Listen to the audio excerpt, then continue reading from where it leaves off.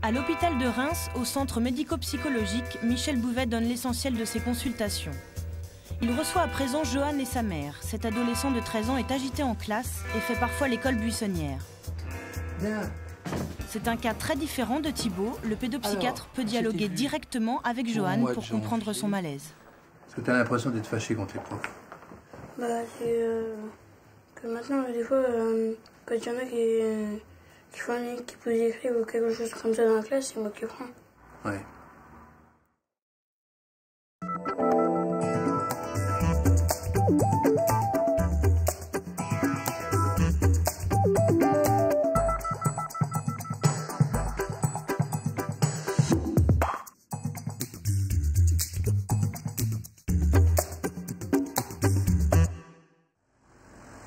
Nous sommes à Reims, dans un centre médico-psychopédagogique qui accueille les enfants en difficulté.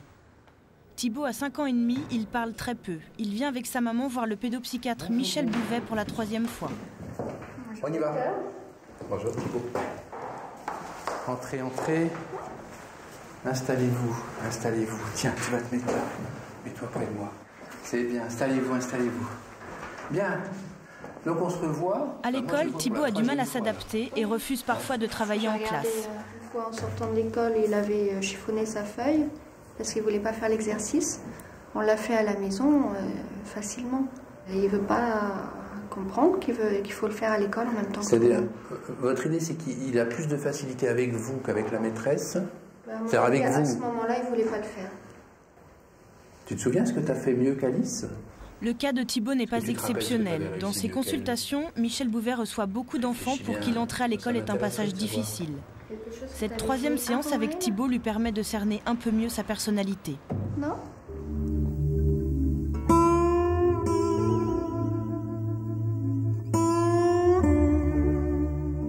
C'est un garçon intelligent, c'est un garçon très sensible, et c'est un garçon qui entraîne chez les autres, à l'école et ailleurs, des hypothèses en fait qui n'ont rien à voir avec sa véritable difficulté. On le prend pour un enfant opposant, pour un enfant qui veut pas travailler, alors qu'en fait c'est un enfant qui régresse vite, c'est un enfant qui est timide, qui est inhibé, qui montre, me semble-t-il, de façon tout à fait exemplaire, mais surtout de façon corporelle, sa difficulté.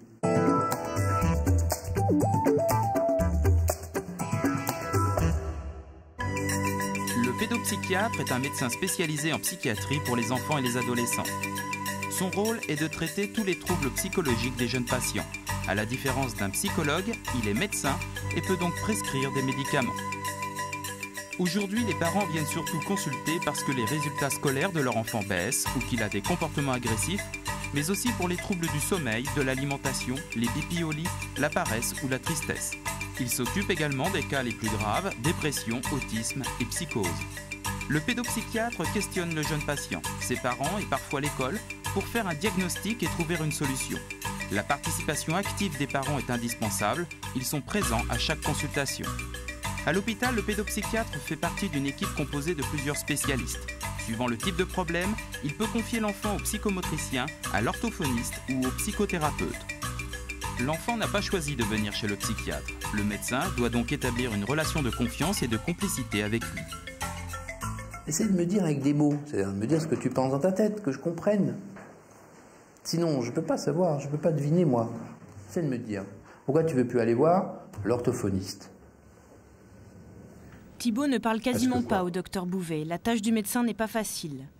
Malgré tout, il tente par d'autres moyens de le faire s'exprimer. Il le fait jouer, dessiner ou raconter ses cauchemars. Thibaut sort alors de sa bulle. Je l'ai trouvé très beau. Tu avais fait ta grand-mère. Alors d'accord, c'est une grand-mère intéressante. Il avait parlé de cauchemars. C'était un léopard. Non? Que tu tenais par la queue? C'était pas ça. Une panthère. Une panthère. Voilà. Tu vois, tu t'en rappelles. Et qu'est-ce qu'elle faisait, la panthère? Je ne dirai pas. Hein? Si, tu peux le dire. Tu peux le dire, ça ne va pas arriver. Hein. C'est pas parce qu'on le dit qu'elle va faire venir la panthère. Hein. Il n'y en a pas, hein. On est tranquille. Elle est de quelle couleur, la panthère, pour toi? Noir. C'est noir, hein. C'est ça, les panthères, c'est noir. C'est noir comme la nuit. Hein? Pour capter l'attention de Thibaut plus longtemps, le docteur Bouvet doit varier les activités. Rien ne sort, quoi. En faisant jouer Thibaut, il comprend également beaucoup de choses que ce petit garçon n'exprime pas par la parole. Qu'est-ce que tu installes là alors? Qu'est-ce que tu as envie d'installer? Vas-y, vide toute la boîte, hein, tu verras ce qu'il y a au fond. Ah là, oh là là, tu vas doucement, toi. J'en ai qui m'en mettent flouf. En 3 minutes, il y en a partout. Toi, t'es...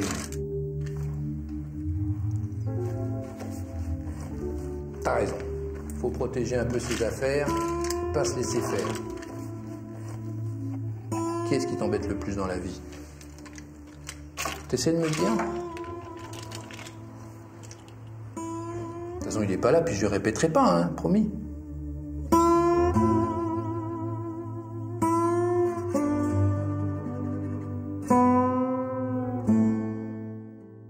Au niveau de son jeu, il a bien rangé les choses par famille, donc il est sur un mode un peu bien rangé, il faut que les choses soient rangées, mais on voit bien que l'agressivité, quand même, elle est très refoulée, comme on dirait nous, parce qu'il y a tous les soldats, les chars, tout est devant pour protéger, donc l'aspect militaire, l'aspect guerrier, l'aspect violence, en fait, agressivité, hein, il est très présent, il est d'abord là, mais lui, dans ce qu'il dit, et dans ce qu'il montre, c'est quelque chose qui est gommé. Enfin, l'agressivité est quelque chose qui n'arrive pas vraiment à exprimer, comme si dès que ça monte, dès que ça vient, il faut tout de suite s'arrêter, quoi. Et je pense que ça fait partie également de son problème.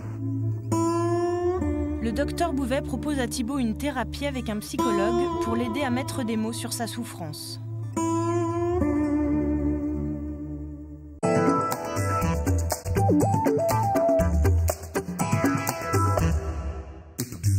En France, il y a seulement 1320 pédopsychiatres, 4 fois moins que les pédiatres. Ils suivent chaque année 400 000 enfants, un chiffre qui a doublé en 10 ans. Les études pour devenir pédopsychiatre sont longues, entre 10 et 12 ans. 6 années de médecine, puis 4 ans de spécialisation. Pour exercer à l'hôpital, il faut compter 2 ans de plus. La prise en charge d'un enfant dure souvent plusieurs mois.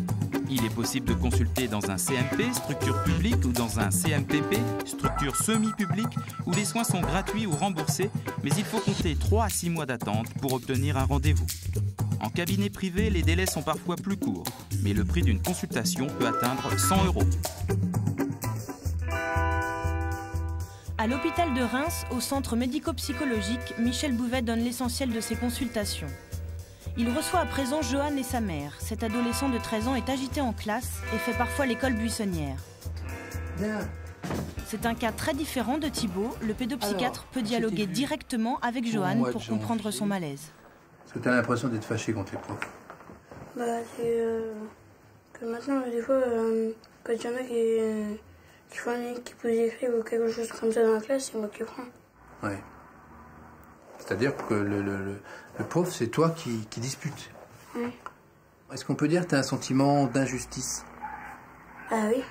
Dès qu'on me dit un truc, je m'énerve et je m'emporte. Et puis, au bout d'un moment, je dis des trucs que je voulais pas dire, mais que je pensais.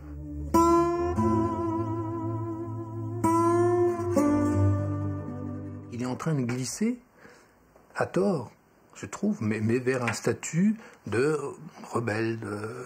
Et de mon point de vue, ce n'en est pas un du tout. C'est-à-dire, donc il faut que j'arrive, avant de lui faire des propositions de soins un peu particulières, à ce qu'il adhère, enfin qu'il comprenne qu'il adhère. C'est-à-dire qu'il découvre lui-même, quoi, qu'en fait son problème, c'est pas vraiment un problème de méchanceté, c'est un problème d'injustice qu'il ressent. Il a un fond dépressif, il se déprécie, il trouve qu'il travaille pas bien, qu'il n'est pas intelligent. Il se sent malheureux, il se sent triste, il pleure dans son lit. Enfin, il a un fond comme ça de tristesse, d'une pente, quoi. À la fin de la consultation, le docteur Bouvet prescrit un antidépresseur léger à Johan et lui propose une thérapie avec un psychologue de son équipe. Mais les délais sont longs et Johan devra patienter 6 mois avant le premier rendez-vous.